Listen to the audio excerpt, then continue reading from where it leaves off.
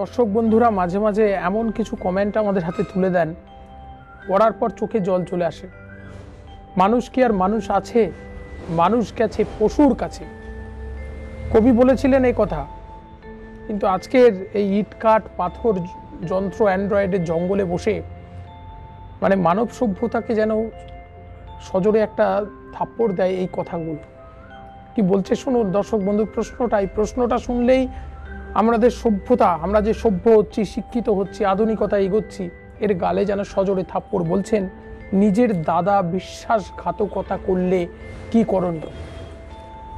বাইরের লোক নয়, আত্মীয় পরিজন নয়, বন্ধু বান্ধব নয়, আর কেউ নয়, নিজের দাদা, সহোদর যাকে বলছি, একই উদরজাত, যাদের মা এক, তা সে বিশ্বাসঘাতকতা করছে কার সঙ্গে? তার আপন ভাই অথবা বোনের সঙ্গে। কি করবেন? বিশ্বাসের জায়গাটা কোথায়? আজকে সম্পর্কগুলো কোথায় নেমে গেছে দেখুন। কি করবেন? ইটের জবে পাটকেল দিয়ে দেবেন, এক্ষেত্রে সেটা নয়। তুমি অধম হইলে আমি উত্তম হইব না কেন, কথাটা বারবার বলা হয়। সে তার মনুষ্যত্বের ন্যূনতম ধর্ম থেকে বিচ্যুত হয়ে গেছে, আপনি হবেন না। বরঞ্চ কি করবেন? মনোকষ্ট নয়, আপন লোক যখন ক্ষতি করে তখন সেটা সবচেয়ে বেশি কষ্টের হয়। তাহলে এখন আসন্ন বিপদটাকে কি করে আমি রক্ষা করব?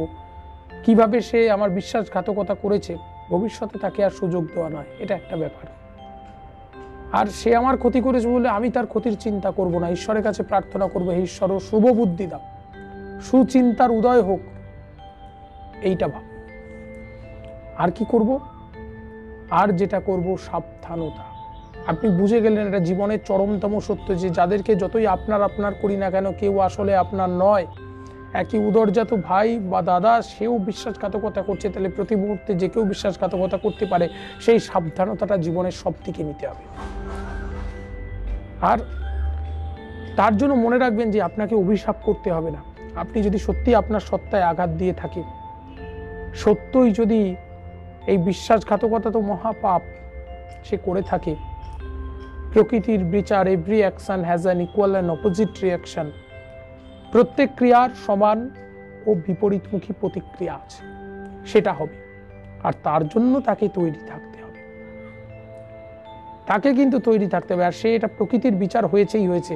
এরকম বহু ঘটনা দেখেছি যে অন্যকে ঠকিয়ে, ভাই বোনেদের ঠকিয়ে তার সম্পত্তি আত্মসাৎ করে নিয়েছে, কিন্তু ভোগ করতে পারেনি, এরকম হয়েছে। আবার অনেকে ভোগ করেছে, তার সঙ্গে অনেক যন্ত্রণা নিয়ে, অনেক রোগ ভোগ নিয়ে ভোগ করেছে।